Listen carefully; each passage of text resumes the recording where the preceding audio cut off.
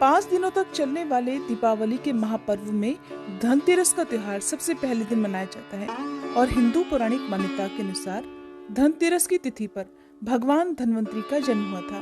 भगवान धन्वंतरी को आयुर्वेद और अच्छी सेहत के देवता के रूप में पूजा जाता है। दिवाली पर धनतेरस के दिन भगवान धन्वंतरी की पूजा करने से जीवन में सुख, समृद्धि, ऐश्वर्य और अच्छी सेहत का आशीर्वाद प्राप्त होता है। साथ ही इस दिन खरीदारी करना भी बहुत शुभ माना जाता है। धनतेरस के दिन हर तरह के शुभ कार्य प्रारंभ किए जा सकते हैं।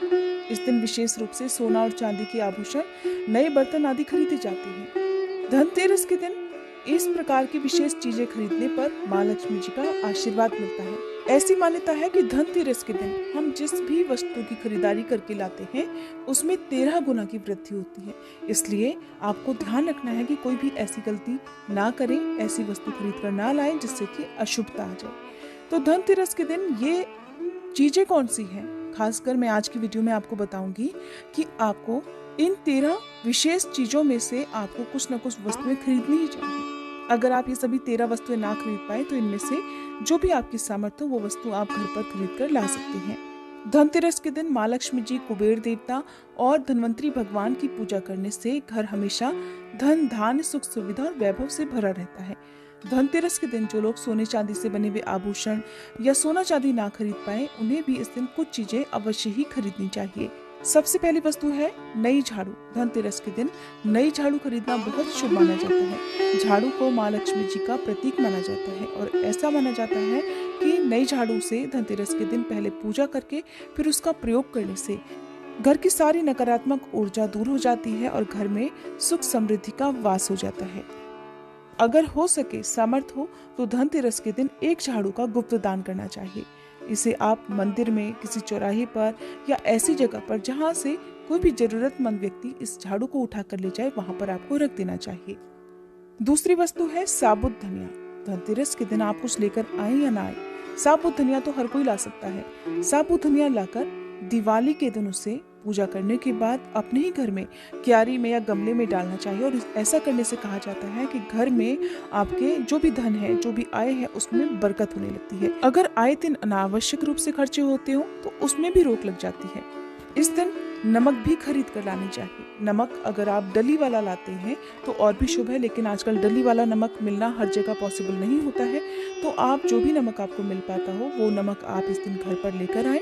धनतेरस से लेकर दीपावली के अगले दिन गोवर्धन और भाई दूज तक आप इसी नमक का प्रयोग करें और इन 5 दिनों तक लगातार आपको नमक का पोछा भी घर में लगाना चाहिए। ऐसा करने से एक तो दरिद्रता दूर हो जाती है और घर से नकारात्मक ऊर्जा भी दूर हो जाती है।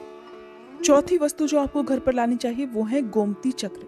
कहते हैं कि जिस घर में गोमती चक्र होता है वहाँ सुख, सौभाग्य और समृद्धि की वृद्धि होती है। गोमती चक्र घर पर रखने से वास्तु दोष भी दूर हो जाता है।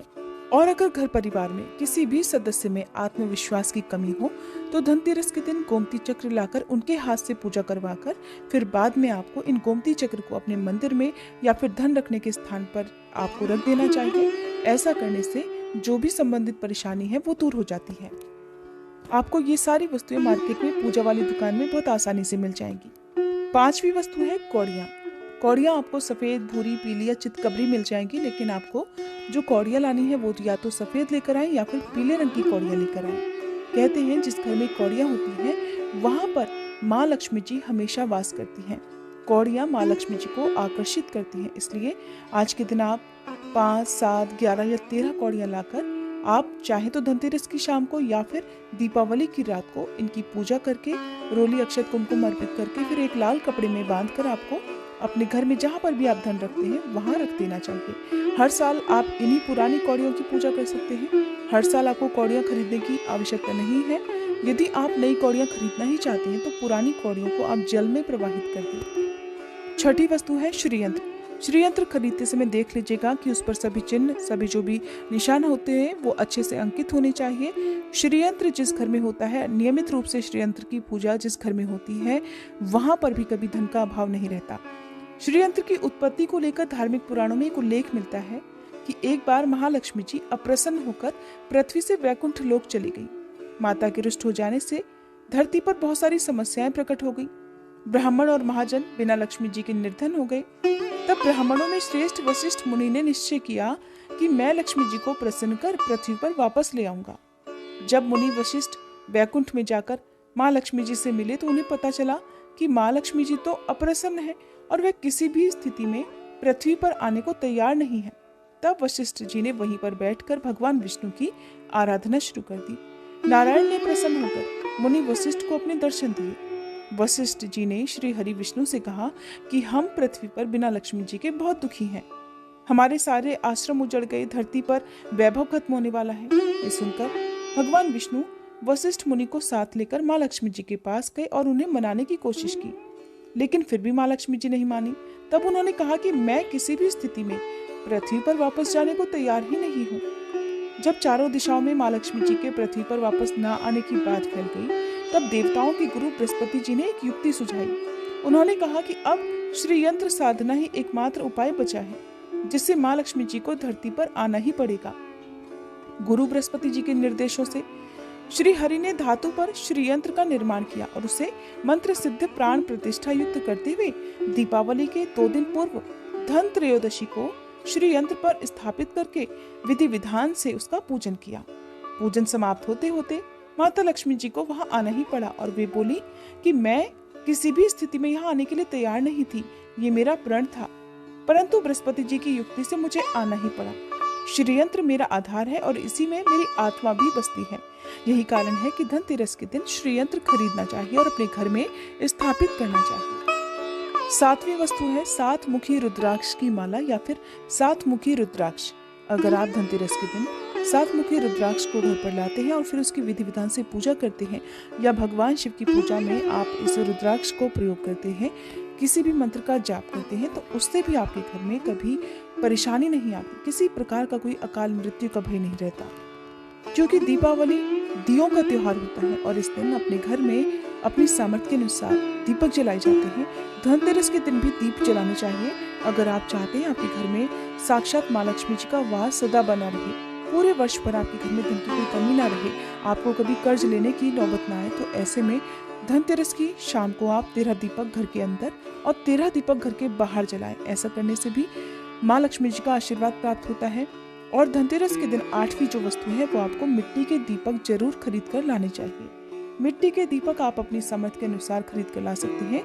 अगर हो सके तो किसी जरूरतमंद को, जहाँ पर धन का अभाव हो, ऐसे घर में आप मिट्टी के दीपक का तेल सहित और बाती सहित, रुई सहित दान भी कर सकते हैं। 9वीं वस्तु जो आपको खरीद कर लानी चाहिए वो है लक्ष्मी जी और गणेश जी की मूर्ति। वैसे तो मिट्टी की मूर्ति ही घर पर लाना शुभ होता है, लेकिन यदि आप मिट्टी की मूर्ति ना लाना चाहें तो धातु की मूर्ति, जैसे कि आप चांदी की, सोने की या पीतल की मूर्ति भी घर पर ला सकते हैं। अगर आपके पास पहले से ही मूर्तियां हैं तो आप जरूरी नहीं है कि हर दीपावली पर मूर्ति खरीदें। धातु की मूर्ति यदि है तो हर साल आप मूर्ति ना खरीदें, लेकिन मिट्टी की यदि मूर्ति है तो उनका विसर्जन कर आपको धनतेरस के दिन नई मूर्तियां लाकर उनकी पूजा विधि विधान से करनी चाहिए। धनतेरस के दिन खरीदी गई नई मूर्तियों की पूजा आपको दीपावली की शाम को करनी चाहिए। धनतेरस के दिन आप भगवान गणेश और माँ लक्ष्मी जी की जो मूर्ति खरीदें वो खरीदते समय ये ध्यान रखें कि दोनों मूर्ति अलग अलग होनी चाहिए और दोनों ही मूर्ति में भगवान गणेश और लक्ष्मी जी बैठी हुई मुद्रा में हो। खड़ी हुई मुद्रा में लाई गई जो मूर्तियां होती हैं वो उग्र स्वभाव की और चंचल मानी जाती हैं। अगर आप खड़ी मुद्रा वाली मूर्तियां लेकर आते हैं तो ऐसे में धन का भाव आपके घर में लगातार बना रह सकता है। और आपको ध्यान रखना है कि जो मूर्तियां आप लेकर आए वो कहीं से भी खंडित ना हो, टूटी भी ना हो। गणेश जी की प्रतिमा खरीदते समय ध्यान रखें कि उनकी जो सूंड है वो बाईं तरफ मुड़ी हुई हो और उनका वाहन मूषक भी उस मूर्ति में जरूर बना हो। और भगवान गणेश के एक हाथ में लड्डू या मोदक भी होना चाहिए। और माँ लक्ष्मी जी की जो मूर्ति है वो कमल के फूल पर विराजित होनी चाहिए और उनके हाथ में सिक्के हो या फिर सिक्के गिरने वाली अवस्था में हो। ऐसी मूर्तियां घर पर लाना बहुत शुभ होता है। बहुत से लोग आज के दिन उल्लू पर विराजमान मूर्ति या फिर तस्वीर घर पर लेकर आते हैं, लेकिन आपको हाथी या फिर कमल के फूल पर विराजमान लक्ष्मी जी की मूर्ति या तस्वीर ही घर पर लानी चाहिए। कभी भी प्लास्टिक ऑफ पेरिस, जिसे पीओपी कहते हैं, प्लास्टिक की मूर्तियां इस दिन नहीं खरीदनी चाहिए और ना ही पूजा में उनका प्रयोग करना चाहिए। आप केवल मिट्टी की या फिर धातु की मूर्ति ही लेकर आए। अष्ट धातु की मूर्ति भी आप ला सकते हैं। धनतेरस के दिन आपको जो 10वीं वस्तु खरीदनी चाहिए वो है कुबेर यंत्र। कुबेर यंत्र जिस घर में होता है वहाँ पर धन के देवता कुबेर का वास होता है, साथ ही माँ लक्ष्मी जी भी वहाँ पर वास करती है। आपको उत्तर दिशा में ही धन कुबेर यंत्र की स्थापना करनी चाहिए। इस दिशा का सही निर्माण परिवार में समृद्धि और खुशियों को लेकर आता है। साथ ही अगर आपके घर में किसी तरह का कोई वास्तु दोष है तो वो दोष भी दूर हो जाएगा और व्यापार में, आपके कारोबार में खूब बरकत भी होगी। कई बार लोग खूब मेहनत करने के बाद भी उतना धन नहीं कमा पाते जितनी आप मेहनत करते हैं, और मेहनत करने के बाद भी आपके धन की तिजोरी खाली ही रहती है। तो उसे पूरा साल भरा रखने के लिए आपको धनतेरस के दिन और दिवाली के दिन कुबेर यंत्र की विधि विधान से पूजा भी करनी चाहिए। कुबेर देवता के मंत्र ओम यक्ष राजाय विद्महे वैष्णवाय धीमहि तन्नो कुबेराय प्रचोदयात् का कम से कम 1 माला या 51 बार जाप करना चाहिए। 11वीं वस्तु है सोने चांदी के आभूषण या फिर सिक्का। अपनी सामर्थ्य के अनुसार आपको आज के दिन सोने चांदी के आभूषण या फिर कोई भी चांदी का सिक्का खरीदना चाहिए और उसकी भी पूजा आपको करनी चाहिए। यदि आपकी सामर्थ्य ना हो तो आप सोने चांदी के आभूषण या सिक्के के बजाय मिट्टी के बर्तन या 1 चम्मच भी आज के दिन यदि खरीद कर घर लाते हैं तो उससे भी आपके घर में पूरे साल खूब बरकत होती है। सब जानते हैं कि धनतेरस के दिन नए बर्तनों की खरीदारी की जाती है, लेकिन नए बर्तनों में भी आपको ये ध्यान रखना है कि आज के दिन यदि आप पीतल के बर्तन खरीद कर लाते हैं तो वो ज्यादा शुभ होते हैं। आप पुराने टूटे हुए बर्तनों को बदलकर भी नए बर्तन घर पर खरीद कर ला सकते हैं। जिसकी यदि सामर्थ्य बर्तन खरीदने की ना हो तो उन्हें आज के दिन केवल पूजा से संबंधित जो भी सामग्री है वो खरीद कर घर लानी चाहिए। ऐसा करने से भी आपको धन कुबेर भगवान और माँ लक्ष्मी जी का आशीर्वाद प्राप्त होता है। जिसकी अगर सामर्थ्य हो तो वो अपनी सामर्थ्य के अनुसार इस दिन कुछ भी चाहे वो खरीद सकता है। लेकिन बर्तनों में आपको लोहे के बर्तन इस दिन भूल से भी नहीं खरीदने चाहिए। लोहे के बर्तन खरीदने से एक तो शनि दोष लगता है, शनि ग्रह से संबंधित परेशानियां आपके जीवन में, आपकी कुंडली में, घर परिवार में आ सकती हैं और राहु केतु ग्रह भी बलवान हो जाते हैं। 13वीं वस्तु है पूजा का सामान और धार्मिक पुस्तकें।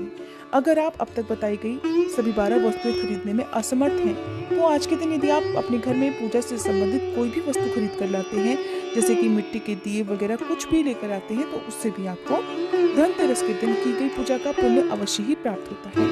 अगर आपको पूजा से संबंधित कोई सामान लाना है, जैसे कि रोली, अक्षत, कुमकुम, कलावा या फिर कोई भी सामान, लौंग, इलायची, पान, सुपारी, बताशा, तो वो भी आप इस दिन खरीद कर ला सकते हैं। इसके अलावा आप धार्मिक पुस्तकों में जैसे कि व्रत कथाएं हैं या फिर पूरे हफ्ते पढ़ने वाले जो भी व्रत त्योहार हैं, आरतियों की किताब है, और अगर आप पढ़ते हो तो आप पुराण भी अपने घर पर ला सकते हैं।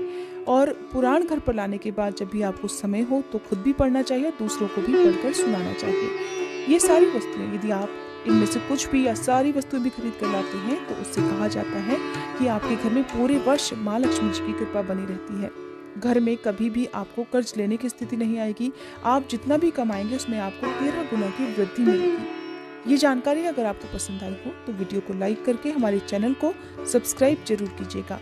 दिवाली के दिन पूजा कैसे करें, धनतेरस और दिवाली का शुभ मुहूर्त कब से कब तक रहेगा और गोवर्धन पूजा और भाई दूज कब है, इस बारे में जानने के लिए आप हमारे चैनल पर आगे आने वाली वीडियोस को देखना मत भूलिएगा।